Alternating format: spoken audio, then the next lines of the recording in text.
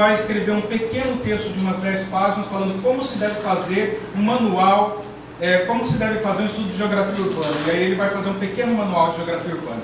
Tem um trabalho lindo do Maurício de Almeida Abreu, que vai fazer um histórico da geografia urbana brasileira. É o melhor debate sobre os paradigmas da geografia urbana brasileira. Eu acho que não há nada melhor do que aquilo. O Maurício foi um grande intelectual, queria prestar uma outra homenagem a ele, uma pessoa fantástica. E aí o que nós temos de muito importante é que o Maurício então vai falar do Pierre Monbeg como esse construtor de uma leitura sobre a cidade, que era esse manual de geografia urbana. E como que se fazia? Se fazia lendo as atividades do campo, primeiro descrevendo a natureza, depois falando das atividades econômicas, primeiro, em segundo da população e depois das atividades econômicas. E na verdade o que isso nos conduz? Por que eu estou falando desse Pierre Monbeg, desse manual de geografia urbana?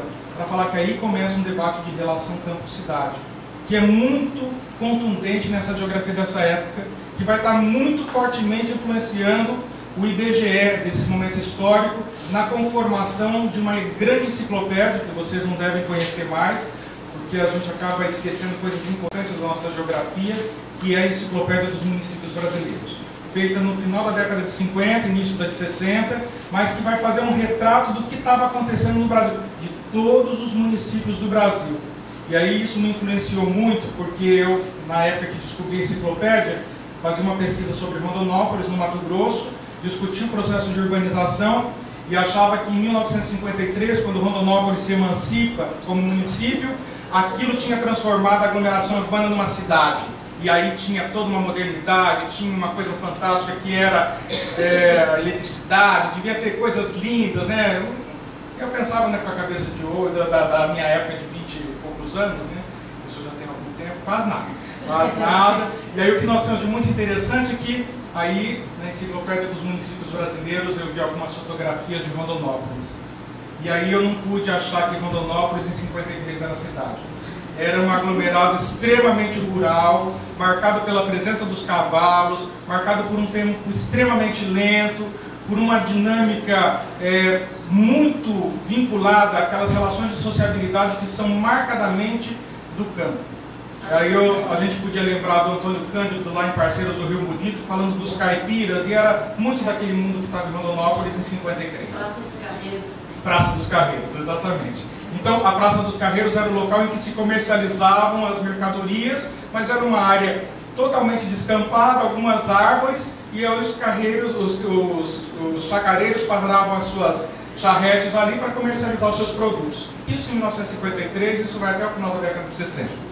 E aí o que nós temos de muito importante que é essa tradição que está então no bojo da formação desse quadro intelectual, dentre eles Maria do Carmo Corrêa Galvão, mas também Carlos Augusto de Figueiredo Monteiro, que vai fazer o seu curso na mesma época praticamente, com uma diferença de um ano só. Se eu não me engano, ele é um ano mais, do ano seguinte ao da Maria do Carmo, na Universidade do Brasil. Vou correr mais ainda. Então nós temos uma forte presença francesa, nessas duas instituições, não vou discutir o que isso significa, mas é claro que a Paula Monteiro vai falar de uma distinção entre a Universidade de São Paulo e a Universidade Federal do Rio de Janeiro, como se a Universidade de São Paulo tivesse uma tradição muito mais alemã, e aí muito mais presa à pesquisa, enquanto que a Universidade Federal do Rio de Janeiro muito mais de tradição escolar, por isso que não teria formado grandes pesquisadores nesse primeiro momento, e nem doutores nesse primeiro momento, coisa que tinha acontecido em São Paulo. Mas eu acho que essa leitura serve para ler a universidade em geral, mas não para ler a geografia. Eu acho que nós tínhamos uma tradição, claro, de pesquisa muito forte, mas isso chega também no Rio de Janeiro com os aparatos teórico-metodológicos daquele período.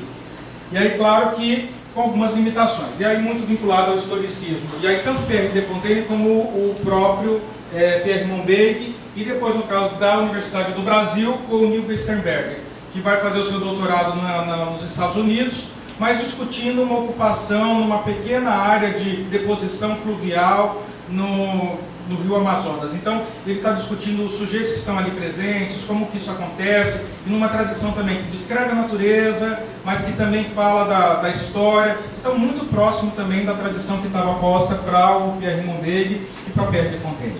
Então, é isso que vai formar a Maria do Carmo, e também essa geração da qual participa o Carlos Augusto Figueiredo Monteiro, que tem como elemento fundante, sobretudo a descrição.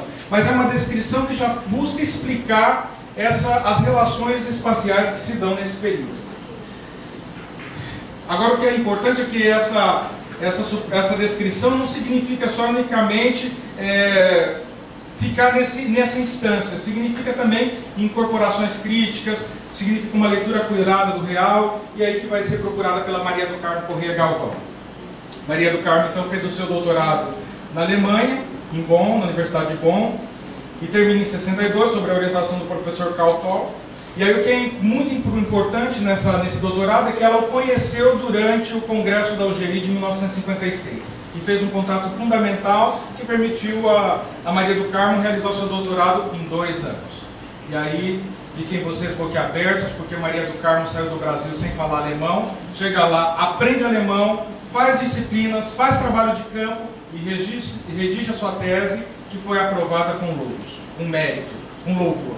Então, não é qualquer pesquisadora que consegue fazer em 2 anos tudo isso, né? É uma pessoa que realmente se dedica com muito afinco ao que estava procurando fazer. Mas ela só consegue se transformar em professora da Universidade do Rio de Janeiro, né, com 40 anos, já no momento em que você já começa a requerer certas experiências, né?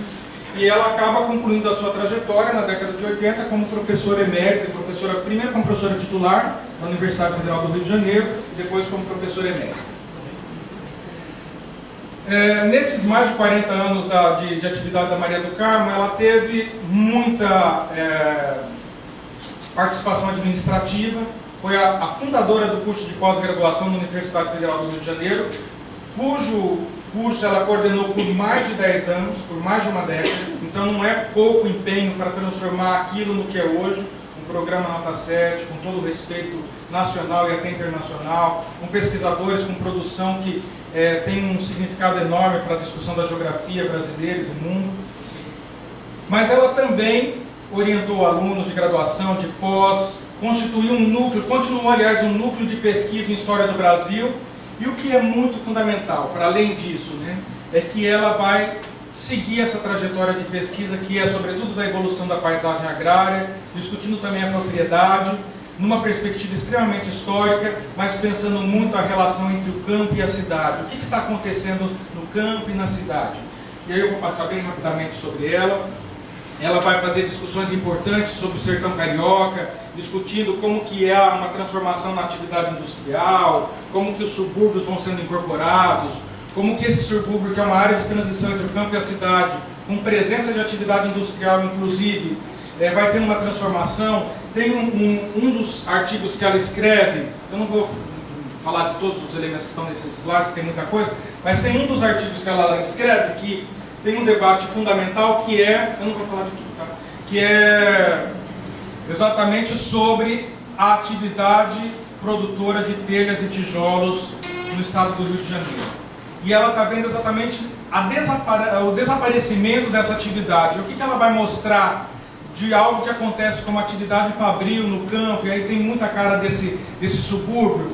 O que ela vai mostrar de significativo? Que na verdade o Rio de Janeiro vai deixando de produzir essa atividade cerâmica para incorporar a sua aquisição desses bens de São Paulo e de algumas outras regiões. Então ela está discutindo uma dinâmica que não é só do local, não é só regional, mas é uma dinâmica da economia nacional. Ela vai discutir, por exemplo, o que é ambiente. Você vê uma geógrafa agrária, por isso que o meu título é uma geógrafa agrária para além da geografia, é uma grande intelectual para além da geografia agrária, né? Ela vai discutir, por exemplo, a formação da atividade, a expansão da atividade petrolífera no Rio de Janeiro, e um dos debates fundamentais é o de ambiente. E a gente fica tanto falando de meio ambiente, mas isso para nós é um pleonasmo enorme, né? Porque meio já é o ambiente, e ambiente é de novo o meio, mas meio é a categoria do século XIX. Então falar de meio ambiente é um equilíbrio, a gente tem que falar de ambiente só, né? Pelo menos na minha concepção, seguindo Maria do Carmo. Mas você vê que é essa geógrafa falando lá na década de 80 sobre isso, né? E aí ela vai fazer uma discussão fundamental sobre sistema ferroviário, expansão da atividade industrial, né? Ela vai discutir vários elementos fundamentais para entender o que estava acontecendo lá no Rio de Janeiro. Não vou falar de todos esses elementos, tá? Eu vou fazer uma síntese. Mas o que nos interessa é concluir em relação a Maria do Carmo, para eu ainda falar algumas coisas sobre a produção da geografia agrária que vem depois. Isso daqui eu não vou deixar agora aqui, porque eu quero ler no final. Maria do Carmo estava muito preocupada então com essa coisa do campo e da cidade, que eu já falei para vocês. Mas tem um texto super importante dela, que é de 1986, que se chama A propósito do espaço agrário e suas articulações com a economia urbana industrial, que está fora desse livro. Maria do Carmo escreveu poucas coisas. Escreveu a tese de doutorado dela, escreveu não mais do que uns 20 artigos, pouquíssima coisa, nunca escreveu nenhum livro. Mas ela escreveu coisas importantes. E aí foi feita essa coletânea, mas pensando sobretudo na produção dela acerca do Rio de Janeiro. E aí surgiu esse texto, que é exatamente do Anuário do Instituto de Geociências, lá da UFRJ, e que tem esse texto fundamental, que é de 86, que vai falar para além da própria tradição da Maria do Carmo. Na verdade, ela vai se renovar nesse texto de 86, porque ela, usando exatamente o Francisco de Oliveira, vai falar da necessidade de superar uma visão dualista da realidade nacional, e aí dessa separação entre campo e cidade. Por mais que ela já estivesse falando de interações e complementaridade sempre, mas aí ela reforça isso de maneira bem contundente. Ela vai falar como algo fundamental, um processo que é mais geral e que de maneira muito forte aparece no mestrado da professora Sandra Lencioni, que foi defendido na Universidade de São Paulo em 1985, que é a agricultura e urbanização. E aí a Sandra estava muito preocupada com Jardinópolis, que tinha, durante praticamente 80 anos, não passado por alteração demográfica municipal. Tinha permanecido com algo em torno de 20 mil habitantes. E aí ela vai se indagar como que isso acontece com tanta mudança. E aí ela vai encontrar o germe da sua explicação na dinâmica agrícola, para explicar a cidade. E aí ela vê o quanto que aconteceu de êxodo rural naquele período histórico, que é do início do século XX até a década de 80, no final da década de 70, né, que é 1980, por censo. Já é o início do final do século, aí, da década, aliás, que 80 é o final. 70 começa outra década. E aí o que ela consegue marcar? Que houve um êxodo rural enorme, uma grande transformação da agricultura, mas um processo que une campo e cidade, que é o processo de capitalização da agricultura, que é o processo de inserção tecnológica, mas também de modernização, de novos implementos que vão se dar tanto no campo como na cidade. E aí a cidade funcionando como materialização das condições de reprodução das atividades agrícolas, mas também urbanas. Então, a Sandra tem aí um pensamento que se coaduna de uma certa forma com esse debate de 86 da Maria do Carmo. E isso marca muito, né, esse pensamento da Sandra, depois a minha própria dissertação de mestrado, porque eu estou discutindo exatamente essa capitalização na agricultura, mas também essa capitalização na cidade de Rondonópolis, na transição de povoado à cidade e na transição também de rural para urbano. E como que essa aglomeração passa de uma transição eminentemente marcada pelos vínculos de vizinhança, pela solidariedade entre os sujeitos, pela presença muito forte das festas comunitárias, pela troca de produto por produto, para um mundo extremamente modernizado depois, que vai ter o dinheiro como mediação das trocas, que vai perdendo essas relações de solidariedade, que vai tendo cada vez na individualidade a sua marca, o desconhecimento dos sujeitos, da vida do outro. Claro que a vida do outro tem vantagens, você conhecer, que você pode ajudar o seu vizinho, ajudar o seu familiar, mas isso também é uma pressão social sobre o outro. Então também olhar o passado com saudosismo tem certos problemas, porque o passado tem os seus dilemas, tem as suas complexidades, tem as suas dificuldades também de controle social, né, que às vezes nessa visão saudosista a gente